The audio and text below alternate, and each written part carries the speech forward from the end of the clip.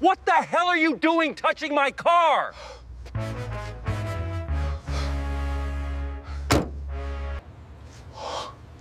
Sir, your car was open, and there was some smell.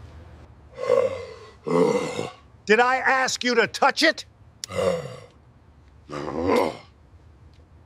Get away from my car, and stay away from anything that doesn't involve a MOP. All right, so listen to this story, man. This is one of those things that it hits you, you know? It's about assumptions, about ego, about how we judge people based on what they're wearing or what job they have. It's wild. So there's this massive tech company in Silicon Valley, right? We're talking one of those glass tower buildings where everyone's walking around with their MacBooks and their oat milk lattes. The CEO, let's call him Richard. This guy's worth like $200 million. He's got the Ferrari, the Rolex, the whole 9 yards. Classic dude who thinks his net worth equals his actual worth as a human being. You know what I'm saying? Now, Richard pulls up to the office one morning in his brand new Ferrari SF90. I'm talking a $500,000 car, hybrid engine, 986 horsepower. This thing is a rocket ship. He parks it right in front of the building, in his reserved spot with his name on it, because of course he does. And that's where our story really begins, man. But let me tell you about Richard for a second, because context matters here. This guy came from money, like serious money. Third-generation wealth. His grandfather started the company back in the 60s. His dad expanded it, and Richard just kind of inherited the throne, you know? He went to Stanford, sure, but not because he busted his ass to get there. His family donated a building. That's how that works. And look, I'm not saying he's a bad guy inherently, but he's got that thing, that blindness that comes with privilege. He's never had to struggle, never had to wonder if he could pay rent, never had to choose between fixing his car or buying groceries. His entire life has been insulated by money, and that creates this bubble, man. This echo chamber where everyone tells you you're brilliant because you're rich, and you start believing your success is 100% because of your genius, not because of the circumstances you were born into. The Ferrari? That was his midlife crisis purchase. He's 47, just got divorced, his third divorce, by the way, and he's trying to prove something. To who? Hell, probably to himself. So he drops $500,000 on this car, posts it all over Instagram with hashtags like hashtag selfmade and hashtag built-not-bought, which is hilarious because, dude, you literally bought it. Every morning he'd pull up in that Ferrari, rev the engine a little too long, make sure people saw him. He'd do this thing where he'd pause before getting out, checking his hair in the mirror, adjusting his Tom Ford suit. It was a performance, man. Every single day was a performance. So Richard goes inside, doing his CEO thing, right? Meanwhile, there's this janitor named Marcus. Marcus is 58 years old, been working at this building for like 15 years. Comes in early, leaves late, nobody really notices him. He's just the guy who empties the trash cans and mops the floors. Invisible, you know? Marcus is taking out the garbage when he notices Richard's Ferrari. And here's the thing, the hood is slightly popped, not closed properly. And underneath, there's this little wisp of smoke coming out. Nothing crazy, but Marcus knows cars. This dude grew up rebuilding engines with his dad in Detroit. He's not just some janitor, he's got skills people don't know about. So Marcus, being a good dude, walks over to check it out. He pops the hood to see what's going on. And right at that moment, Richard comes flying out of the building, sees this black janitor in coveralls with his hands inside his $500,000 Ferrari, and he just loses it, man. Now let me paint this picture for you, because the optics here are everything. Marcus is wearing his standard issue janitor uniform, navy blue coveralls with his name stitched on the pocket, work boots that have seen better days, and he's got these weathered hands from decades of hard labor. He looks exactly like what society has trained us to see. A blue-collar worker, probably doesn't have an education, probably doesn't know anything beyond pushing a broom. But here's what people didn't know about Marcus. This man is brilliant. After high school, he got accepted to MIT. MIT, man, with a full scholarship to study mechanical engineering. But 3 weeks before he was supposed to leave for Boston, his dad had a massive heart attack. His mom was already working 2 jobs, his little sister was only 12, and someone had to keep the family garage running. So Marcus stayed. He put his dreams on hold, ran the garage, took care of his family. That's character, bro. That's real sacrifice. The garage did okay for a while, but then the economy tanked in '08. Big auto manufacturers pulled out of Detroit, and small shops couldn't compete. Marcus lost everything. At 43 years old, he had to start over. He moved to California, took whatever work he could find, and ended up as a janitor. No shame in it. He needed to pay bills, needed health insurance for his mom, who was sick by then. But every day, he'd walk past Richard and people like Richard, and they'd look right through him like he was furniture. The thing is, Marcus never became bitter. He never lost his kindness. Even after life knocked him down repeatedly, he still had this instinct to help people. So when he saw that Ferrari smoking, his first thought wasn't, not my problem. It was, someone needs to know about this before it becomes dangerous. That's the difference between people, man. Some people see a problem and walk away. Marcus sees a problem and walks toward it. What the hell are you doing? Richard is screaming, like absolutely screaming. People are stopping, looking out windows, the whole scene, right? Marcus tries to explain, calm and respectful. Sir, I noticed your hood was open and there was smoke. Did I ask you to touch my car? Do you have any idea what this costs? You probably make in a year what I paid for the rims. Brutal, man. Just brutal. And Marcus is standing there, taking it. Because what's he gonna do? This is his boss's boss's boss's boss. He needs this job. I should have you fired. You could have scratched it, damaged it. What makes you think you have any business touching a car like this? The security guards are coming over, other employees are watching from the lobby, and Marcus is just standing there with his hands up like, I was just trying to help, sir. Richard points at him. Get away from my car. Now. And stay away from anything that doesn't involve a mob. Cold, man. Ice cold. But it gets worse, dude. Richard pulls out his phone and starts calling his assistant. Get me HR on the line right now. I want this man's employment file. I want to know who hired him, who supervises him, and I want him gone by end of day. The crowd that's gathering now is uncomfortable. You can see it on people's faces. Some of them are cringing. Some are looking down at their feet. A few of the younger employees are filming on their phones because, of course, this is 2024. Everything goes viral. But nobody's stepping in. Nobody's saying, hey, Richard, maybe calm down.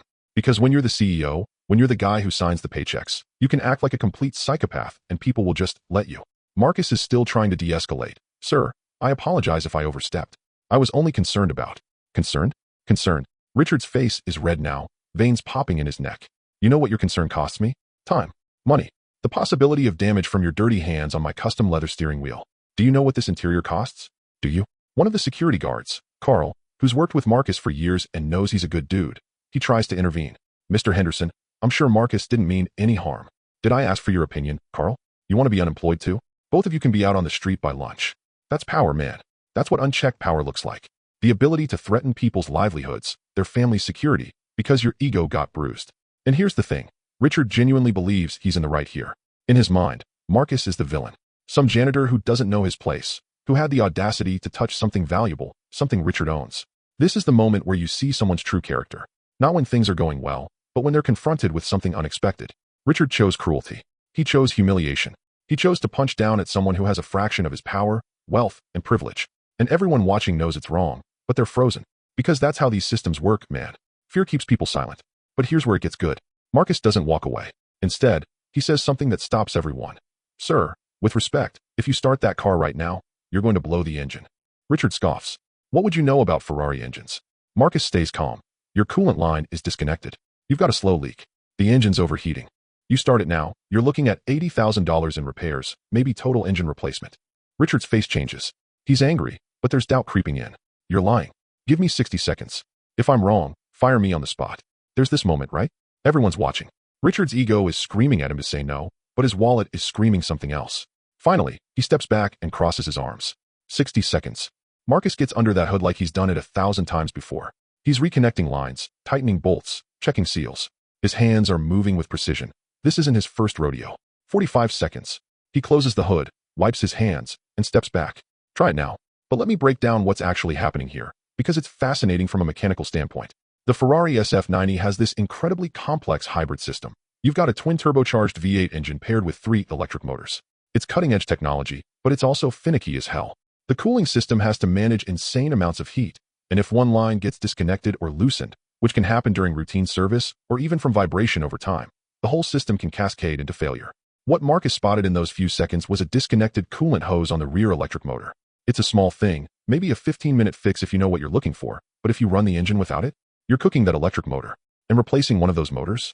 You're looking at $80,000 minimum, plus labor, plus the time the car sits in a specialized Ferrari service center for 6 weeks. And that's if they can even get the parts. These components are manufactured in Italy, shipped in limited quantities. So Marcus drops to his knees right there on the pavement in his janitor uniform, reaches into the engine bay, and you can hear him muttering to himself. Okay, there's the primary coolant reservoir. Secondary line should be right. Got it. His hands are moving with this confidence that only comes from years of experience. He's not fumbling, not hesitating. He finds the disconnected line, inspects the seal to make sure it's not damaged, reconnects it, and then uses a basic ratchet from the emergency kit in the Ferrari's trunk, because even supercars have toolkits, to tighten the clamp. The crowd is dead silent. Even Richard has stopped talking. Everyone's watching this janitor work on a $500,000 car like he's performing surgery. And in a way, he is. One wrong move, one stripped bolt, one damaged connector, and Marcus would be liable for thousands in damages. 30 seconds left. Marcus is checking fluid levels, making sure nothing else was affected. He spots a loose battery terminal on one of the hybrid system's connections, tightens that too. Preventative maintenance, man. That's the mark of someone who actually cares about the craft. 15 seconds. He closes the hood with this satisfying click, wipes his hands on a shop rag he keeps in his back pocket, and steps back. His face is calm, but you can see a tiny bead of sweat on his forehead. Not from nervousness, from focus. Try it now, sir. Richard gets in, turns the key, and that Ferrari purrs like a kitten. Perfect. No smoke, no nothing. The engine temp is dropping back to normal on the dashboard. Richard sits there, stunned. He gets out, looks at Marcus, looks at the car, looks back at Marcus. Where did you learn? Marcus gives this little smile. My dad owned a garage in Detroit. I rebuilt my first engine when I was 14. Been working on cars my whole life. Just because I push a mop doesn't mean I don't have skills, sir. The parking lot is dead silent. Richard's whole worldview just got demolished in 60 seconds. Here's what's beautiful, man. Richard actually apologized. Hired Marcus on the spot to consult on the company's fleet of executive vehicles. Gave him a raise, an office, and according to the story, they became friends. But the lesson? Don't judge a book by its cover. That janitor, that cashier, that person you look past every day, they might be the exact person who can save your ass when you need it most. That's real, man. That's real. So here's what happened next, and this is where the story gets really beautiful. Richard is sitting in that Ferrari, and the engine is running flawlessly. The temperature gauge is perfect, all the dashboard warnings are gone, and he can feel that something catastrophic almost happened and this janitor just saved him from it. He turns off the engine, gets out, and there's this long pause. You can see the wheels turning in his head. His ego wants to save face, wants to still be the big man, but something else is happening. Maybe it's humility. Maybe it's shame. Maybe for the first time in his privileged life, Richard is confronting the fact that he's been walking around with blinders on, making assumptions about people based on their job titles and their uniforms. Richard starts, and his voice cracks a little. I apologize. That was uncalled for. All of it. Marcus nods, gracious as hell. It's all right, sir. We all have bad days. But Richard shakes his head. No, it's not all right. I just screamed at you, threatened your job, humiliated you in front of everyone, and you just saved me from making a very expensive mistake. That's not a bad day. That's me being an asshole. The crowd is shocked. Nobody's ever heard Richard apologize for anything. CEOs don't apologize, especially not to janitors, right? Richard extends his hand. What's your name? Marcus. Marcus Washington. They shake hands, and then Richard says something that changes everything. Marcus, how would you feel about consulting for our company? We have a fleet of executive vehicles, company cars, and honestly, we pay a fortune to a dealership service center that takes weeks and charges us obscene amounts. If you have the skills you just demonstrated, I'd like to hire you properly. Marcus is cautious. Sir, I appreciate that, but I'm not trying to. I'm serious. Full-time position, benefits, salary, not hourly. You'd oversee all vehicle maintenance, work with outside vendors, and honestly, I could use someone around here who isn't afraid to tell me the truth, even when I'm being an idiot. That last part got some nervous laughs from the crowd. Marcus thought about it for exactly 3 seconds and said yes. Within a month, he had an office, a team of 2 mechanics working under him, and he'd saved the company over $300,000 in unnecessary dealership repairs. But here's the kicker. Richard didn't just hire Marcus and forget about him. They actually became friends. They'd have lunch together, talk about cars, and Richard started listening to Marcus's perspective on things beyond just vehicles. Class, privilege, opportunity, real conversations that made Richard a better human being. A year later, Richard established a scholarship fund specifically for talented kids from underprivileged backgrounds who wanted to pursue STEM careers but couldn't afford it. He named it the Marcus Washington Opportunity Scholarship. Marcus cried when he found out. Here's the thing, man, this story isn't just about a Ferrari or a coolant line. It's about seeing people, really seeing them. That cashier at the grocery store might be a brilliant artist. That Uber driver might have a PhD. That janitor might be the smartest person in the building. We make these snap judgments based on surface-level stuff, clothes, job titles, skin color, and we miss the humanity underneath. And look, Richard grew from this. He's not perfect, nobody is, but he learned something that day. He learned that ego and wealth don't make you better than anyone else. They just give you different problems and different opportunities. The real measure of a person is how they treat people who can do nothing for them. And Marcus? Marcus had been doing nothing but good for 15 years in that building, and nobody noticed until he touched a Ferrari. That's the real lesson, man. Pay attention. Be curious about people. Ask questions. Because everyone, and I mean everyone, has a story, has skills, has value. You just have to be willing to see it. And maybe, just maybe, the next time you see someone in a uniform cleaning your office or serving your food, take a second to actually see them. Say thank you. Ask how their day is going. Treat them like the human being they are, not like the service they're providing. Because one day, you might need them. And they might just be the person who saves you. That's real, man. That's real.